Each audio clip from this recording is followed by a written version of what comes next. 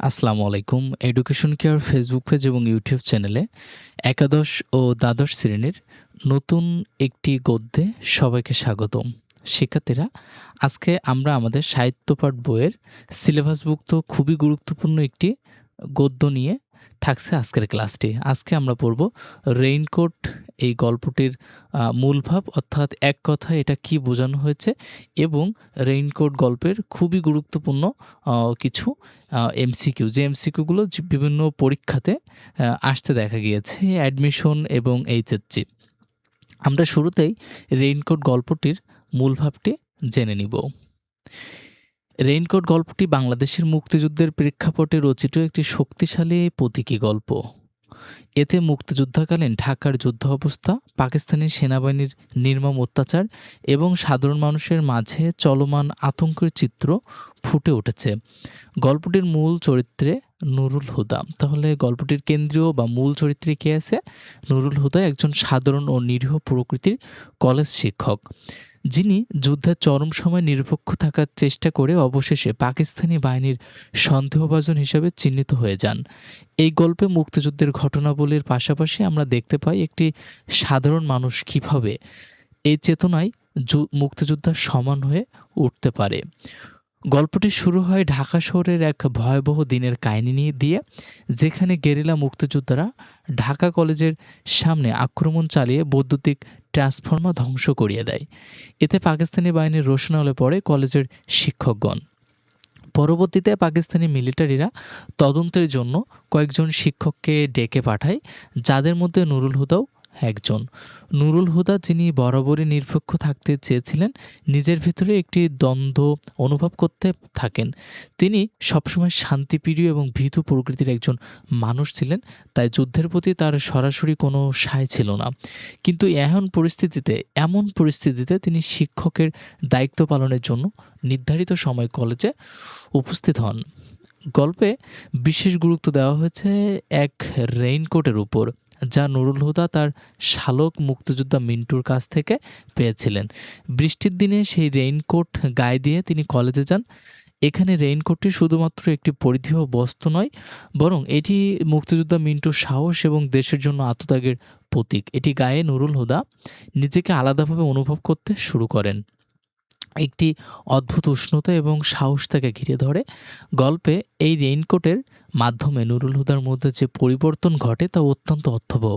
তিনি বুঝতে পারেন যে যুদ্ধকে এড়িয়ে যাওয়া সম্ভব নয়, বরং এটি তাকে এবং তার আত্মপরিচয়কে নতুনভাবে চেনার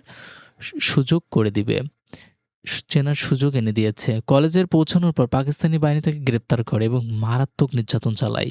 যদিও তিনি মুক্তিযোদ্ধাদের বিষয়ে কিছুই জানতেন না, শুধুমাত্র সন্দেহের কারণে তাকে ধরে নিয়ে অত্যাচার চালানো হয়। এই নির্যাতনের মাঝে নুরুল হুদা মনে দয় ঘটে যে তিনি উপলব্ধি করেন কেন মুক্তিযুদ্ধ এতটা জরুরি ছিল, কেন দেশকে পাকিস্তানি শাসনের কবল থেকে মুক্ত করার প্রয়োজন। তার মনোবল তখনই দৃঢ় হয় এবং তিনি অনুভব করেন যে দেশপ্রেম কেবল অস্ত্র হাতে যুদ্ধ লড়াইয়ের মধ্যে সীমাবদ্ধ নয়, বরং মুক্তিযুদ্ধ চেতনায় তার মনকে আলোড়িত করে এবং তার আত্মা ভেতর থেকে এক নতুন শক্তির জন্ম দেয়। গল্পের শেষ অংশে নির্যাতন সহ্য করার পর নুরুল হুদার মনে উপলব্ধি হয় যে একই যন্ত্রণা নিছক উৎপাত ছাড়া কিছুই নয়। তার কাছে যুদ্ধের চেতনায় জেগে ওঠে দেশপ্রেমিকদের মতোই। তিনি বোধ করেন যে মুক্তিযোদ্ধাদের গৌরবময় আত্মত্যাগের চেতনা শুধু রঙ্গন মানে হচ্ছে যুদ্ধক্ষেত্র নয়, বরং প্রতিটি সুনাগরিকের অন্তরেও স্থান পায়। যুদ্ধে সরাসরি অংশ না নিয়েও তিনি মুক্তিযুদ্ধ হয়ে উঠেছেন মনে এবং চেতনায়। এই অনুভূতির মধ্য দিয়ে তিনি মুক্তিযুদ্ধের প্রতীকী চরিত্র হয়ে ওঠেন, যেখানে সাধারণ মানুষ মুক্তিযুদ্ধের চেতনায় হয়ে ওঠে এক অন্যান্য আত্মপরিচয়ের অধিকারী। রেইনকোট গল্পটি কেবল মুক্তিযুদ্ধের ঘটনা প্রবাহই নয়, বরং ব্যক্তিগতভাবে মুক্তিযুদ্ধের চেতনা উদ্দীপ্ত হওয়ার প্রতীকী দিককে তুলে ধরে।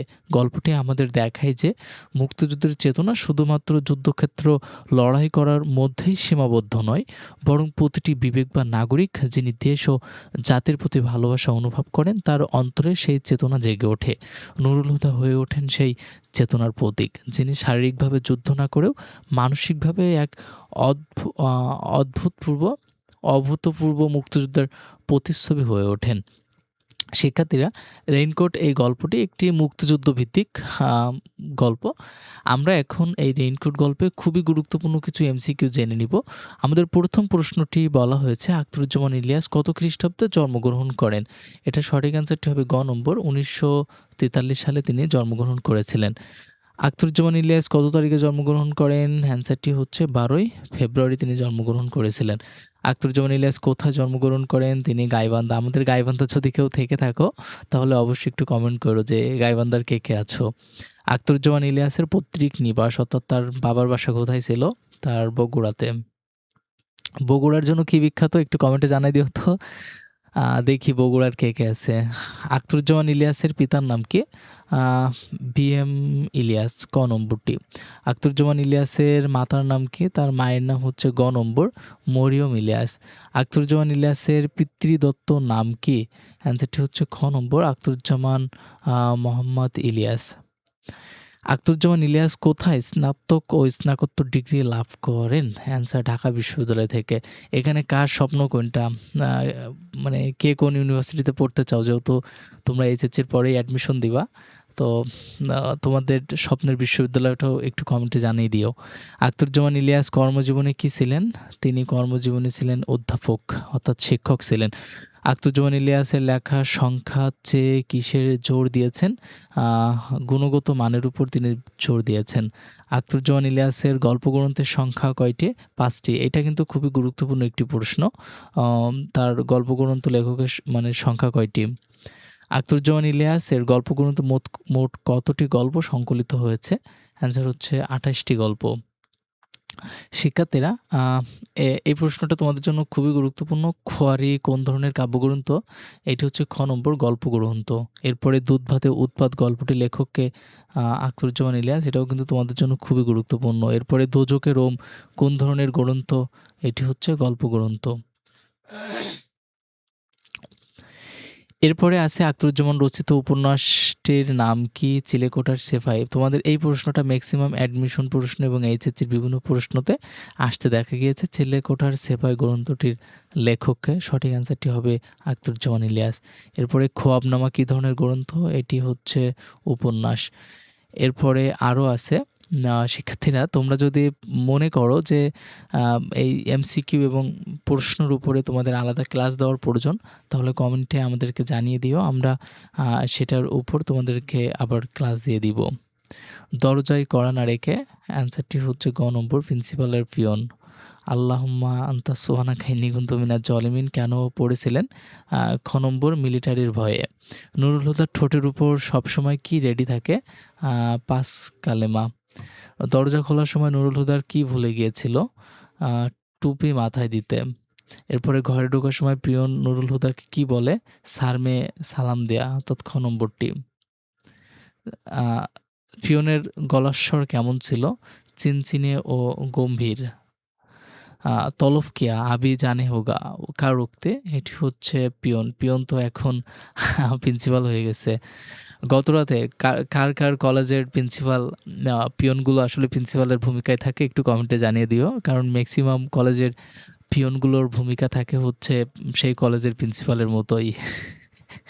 গতরাতে কলেজে কি ঘটেছিল? অ্যান্সারটি হচ্ছে খ নম্বর দেওয়াল ঘেঁষে বোমা ফাটানো হয়েছিল।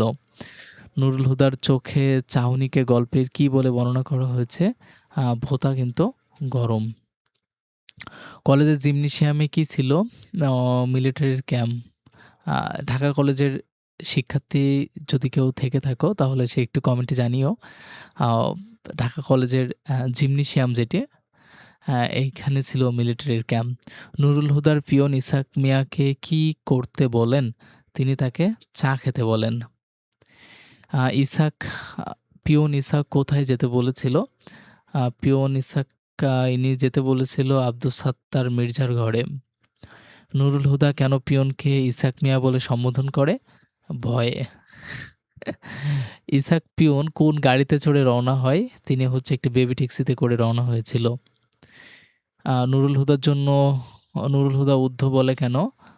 দিল্লিওয়ালা সাহেব খান সামার সূত্রে। শিক্ষার্থীরা, তোমাদের অনেকগুলো এমসিকিউ এখানে রয়েছে। তোমরা যদি প্রয়োজন মনে করো তাহলে আমাদেরকে জানাতে পারো।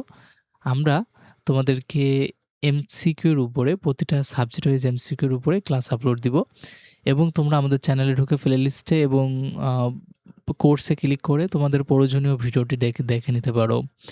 দেখা হচ্ছে পরবর্তী কোনো ক্লাসে। সে পর্যন্ত সকলেই ভালো থাকো, সুস্থ থাকো। আর এই রেইনকোট গল্পটি তোমাদের কাছে কেমন লেগেছে এটা কমেন্টে অবশ্যই আমাদেরকে জানিয়ে দিও। পরবর্তী ক্লাস পেতে অবশ্যই ভিডিওটি একটি লাইক দিয়ে চ্যানেলটি সাবস্ক্রাইব করো। আল্লাহ হাফেজ।